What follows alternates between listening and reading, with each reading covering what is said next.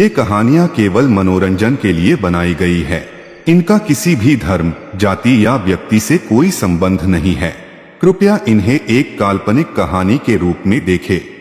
शमशान घाट के छोर पर बहने वाली नदी का किनारा शांत मगर डरावना नजर आ रहा था, जहां जल चुके मुर्दों की राख धीरे धीरे ठंडी हो रही थी। नदी के पानी में एक मटकी बहती जा रही थी, जिसे देखकर घाट पर खड़े नीलेश ने बेपरवाही भरे अंदाज में अमन से कहा, वो देख अमन, नदी में कोई मटकी बहती जा रही है। रुक, मैं उसे अभी लेकर आता हूँ। देखते हैं आखिर उसमें है क्या। इसी बहाने तू मेरी तैराकी का नमूना भी देख लेगा। तू पागल हो गया है क्या? तूने मुझसे रात के वक्त शमशान घूमने की जिद की, इसलिए मैं चला आया। और कौन पागल होगा जो इतनी रात गए नदी में तैराकी दिखाएगा। यहां से चल अभी, और सुबह आएंगे। तू बड़ा फट्टू है यार अमन। अरे यही तो उम्र होती है कुछ क्रेजी करने की। तू मुझे मटकी लाने तो दे। इसमें फट्टू होने जैसा कुछ नहीं है नीलेश। शमशान में जले हुए मुर्दों के अलावा भटकी हुई रूहें भी होती हैं। यहाँ बहुत सारे टोटके किए जाते हैं, और तू जिस मटकी को लाने की बात कर रहा है वो सिर्फ मटकी नहीं बल्कि एक टोटका है, समझा? Disgusting man. तू भी गांव के अंधविश्वासी लोगों की तरह बातें कर रहा है। अरे मैं नहीं मानता तेरी भटकी हुई रूहों और टोटके बोटके को। मैं तो चला मटकी लेने। नीलेश एक तैराकी चैंपियन था। वो अपना हुनर अमन को दिखाना चाहता था, इसलिए अमन के लाख समझाने के बावजूद भी वो नहीं माना और अपने कपड़े उतारकर नदी में कूद पड़ा। कुछ ही देर में नीलेश पानी से बाहर निकला और उसके हाथ में एक मटकी थी, जिसे अमन को दिखाते हुए उसने हंसकर कहा, देखा, मैं ले आया मटकी। फेंक दे वो मटकी, फेंक दे नीलेश, वो एक टोटका है। अरे देखने तो दे, आखिर इस मटकी में ऐसा क्या है जिसे तुम गांव वाले टोटका कहते हो। अमन के लाख मना करने के बावजूद नीलेश ने उस मटकी के ऊपर बंधा लाल कपड़ा खोल दिया। अंदर जो कुछ भी था उसे देखकर नीलेश की आंखें चमक उठी। OMG ब्रो, इसमें तो सोने के गहने और मिठाइयां हैं। अरे मजा आ गया भाई, लाखों का माल हाथ लग गया। मगर जब तक नीलेश मटकी के अंदर से वो सारी चीजें निकाल पाता, एक सड़े गले शैतानी पंजे ने उस मटके को उसके हाथ से छीन लिया। दोनों की नजर जैसे ही ऊपर उठी, उनकी सांसें थम गई। एक सड़े गले चेहरे वाली डरावनी औरत उनके सामने खड़ी थी, जो मटके का सोना निकालते हुए डरावनी मगर कमजोर आवाज में बड़बड़ा रही थी। सोना, पिशाचिनी का सोना, मुझे जल्दी करना होगा। वो मेरा इंतजार कर रही होगी। इतना बोलकर वो डरावनी औरत उस मटकी से सोने के गहने निकालकर एक और भागने लगी। नीलेश ने उसका रास्ता रोका और कहा, ये मैंने नदी से निकाला है, ये मेरा है। तेरा?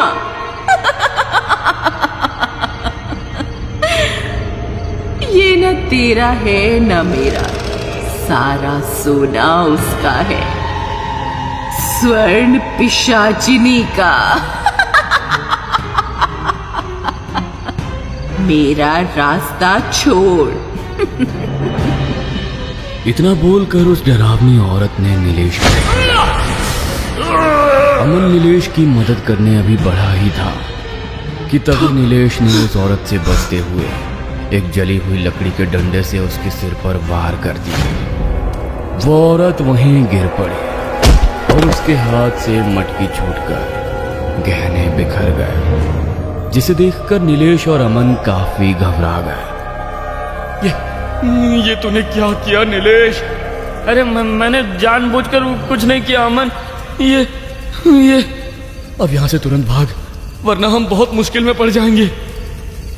दोनों वहां से भागते।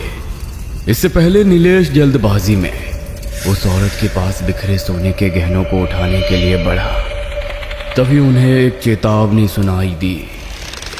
अगर तू सारी जिंदगी उसका कर्ज चुका सके तभी उस सोने को हाथ लगाना। उस भारी आवाज को सुनकर दोनों वहीं ठिठक गए। फिर उनकी नजर सामने खड़े एक अघोरी पर गई, जिसे देखकर नीलेश ने डरते हुए कहा, नो नो, मैंने उसे जानबूझकर नहीं मारा। मैं तो बस वो सोने के गहने को मैंने देखा और वो मुझसे छीन रही थी। तुम्हारी तरह ही उसने भी कभी सोने का लालच किया था, जिसका परिणाम भोगते हुए आज उसका अंत हो गया। कैसा परिणाम? और कौन थी वो औरत? अघोरी ने एक बुझी हुई चिता पर अपना आसन लगाते हुए कहा, तुम दोनों की ही तरह वर्षों पहले यहाँ एक पति पत्नी का जोड़ा आत्महत्या करने आया था, जिन पर किसी ने दया दिखाई और उनका भाग्य बदलना चाहा, मगर भाग्य का लिखा कोई नहीं मिटा सकता। उनके भाग्य में ही स्वर्ण नाश लिखा था।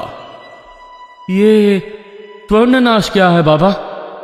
वर्षों पहले बीरनौर नदी के किनारे का ये शमशान घाट सुनसान और डरावना नजर आ रहा था।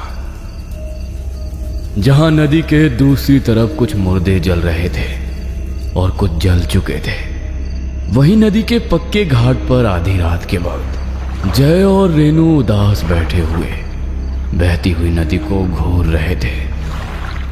फिर जय ने अपनी चुप्पी तोड़ते हुए कहा, ऐसी जिंदगी से तो मौत अच्छी। जी करता है इसी नदी में डूबकर अपनी जान दे दूं। ऐसा मत कहो जय, आज नहीं तो कल हमारा भी भाग्य बदलेगा। मुझे तुम पर पूरा भरोसा है। नहीं रेनू, हमें अपनी जिंदगी यहीं खत्म कर लेनी चाहिए। हमारे भाग्य को शायद यही मंजूर है। हमारी मदद कोई नहीं कर सकता। इतना बोलकर जय जोर जोर से रोने लगा। तभी उन दोनों को नदी में कोई हलचल महसूस हुई।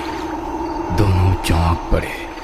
वो उस हलचल का कारण समझने की कोशिश कर ही रहे थे कि तभी उन्हें नदी के पानी से बाहर आया हुआ एक शेर दिखाई दिया, जिसे देखकर दोनों चीख पड़े। नदी के पानी में जो कोई भी था वो धीरे धीरे पानी से निकलकर इन दोनों के सामने आकर खड़ा हो गया। काला शरीर, बड़ी बड़ी दाढ़ी और मूछें और लाल चमकती आंखें। उसे देखकर दोनों डर के मारे जम चुके थे। फिर उसने इन दोनों को देखकर हंसते हुए कहा, भाग्य को समझना इतना आसान नहीं है बच्चा। तू परिस्थितियों के सामने समर्पण करके मृत्यु दाह करने आया था, मगर शायद तेरे भाग्य को कुछ और ही मंजूर है। जय और रेनू अभी भी डरे हुए थे।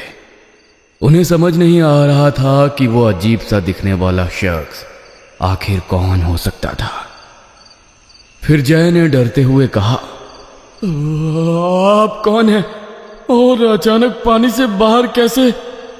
जय अपनी बात पूरी कर पाता कि तभी उस शख्स ने कहा, मैं एक अघोरी हूं और इसी शमशान में रहता हूं। मैं अक्सर रात के वक्त पानी के अंदर साधना करता हूं, और आज मैंने जब तेरे रोने की आवाज सुनी तो बाहर आ गया। मांग, अपनी रूठी किस्मत से क्या मांगना चाहता है, मैं तेरी इच्छा पूरी करूंगा। जय फिर से भावुक हो गया और आंसू बहाते हुए अपनी तकलीफ उस अघोरी को बताने लगा। बाबा, मेरा नाम जय है और मैं यहीं पास के गांव में रहता हूं। मेरा गांव और मेरे परिवार के ज्यादातर लोग मुर्दे जलाने का काम करते हैं, मगर मुझे वो काम पसंद नहीं था। मेरा सपना बड़ा था, मैं गायक बनना चाहता था। इसलिए मैंने बड़ी कड़ी मेहनत करके शास्त्रीय संगीत सीखा। फिर काम खोजता रहा, मगर हर जगह निराशा हाथ लगी। इसी दौरान आज से कुछ दिनों पहले घर वालों के खिलाफ जाकर मैंने रेनू से शादी कर ली, जिससे घर वाले नाराज हो गए और मुझे घर से निकाल दिया, क्योंकि ना तो मेरे पास पैसे हैं ना काम। मुझे कुछ समझ में नहीं आ रहा था बाबा, इसलिए आज हम दोनों हर जगह से हार कर शमशान में आत्महत्या करने आए थे। अघोरी कुछ देर खामोश रहा, फिर उसने कहा, तेरे गले में स्वर हो सकता है, पर तेरे अंदर सम्मोहन शक्ति नहीं है जो तू किसी के ऊपर प्रभाव डाल सके।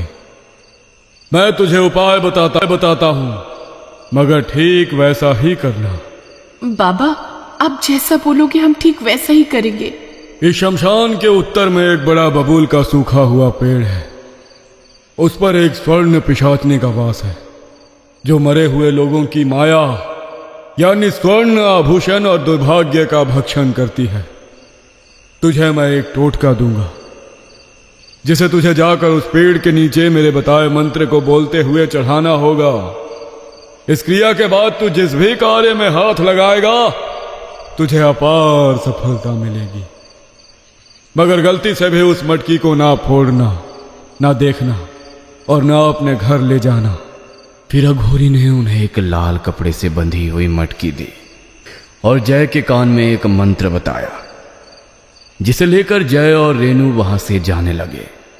तभी अघोरी ने कहा, मगर यह बात अच्छे से याद रखना, ना ही इस मटके को खोल कर देखना, ना ही मंत्र जाप करते हुए उस बबूल के पेड़ के ऊपर देखना, वरना तुम दोनों ऐसे अछूत श्राप के शिकार बनोगे जिससे मुक्त होना नामुमकिन हो जाएगा। अघोरी की बात अच्छे से समझने के बाद जय और रेनू शमशान के उत्तर में उस सूखे बबूल के पेड़ को खोजने चल पड़े।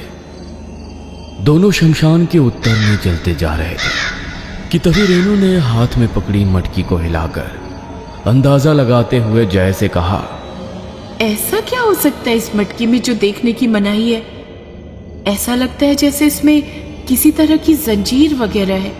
उसे खोलकर देखने की गलती मत करना रेनू, बाबा ने सख्त चेतावनी दी है। रेनू जय की बात पर खामोश हो गई, मगर उसके दिमाग में अभी भी उथल पुथल हो रही थी। उसे उस समय अघोरी पर उतना यकीन नहीं हुआ था, मगर जय की वजह से वो खामोश थी। दोनों चलते हुए आधे से ज्यादा रास्ता पार कर चुके थे। जय आगे चल रहा था और रेनू भी उसके पीछे उस मटकी के बारे में सोचती हुई चल रही थी। इस मटकी में कुछ तो अजीब है, कहीं वो बाबा मेरे भोले भाले जय को ऐसे ही बेवकूफ तो नहीं बना रहा।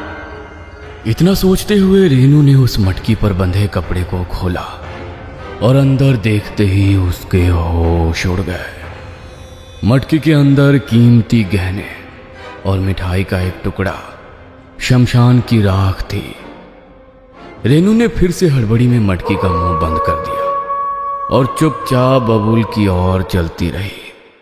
रात के खौफनाक सन्नाटे में बबूल का सूखा पेड़ किसी राक्षस जैसा नजर आ रहा था, जिसके नीचे जय और रेनू खड़े थे। अघोरी ने कहा था, इसलिए दोनों ने अपने सिर झुकाए हुए थे। फिर जय ने रेनू से वो मटकी मांगते हुए कहा, लाओ रेनू वो मटकी। रेनू ने मटकी दे दी।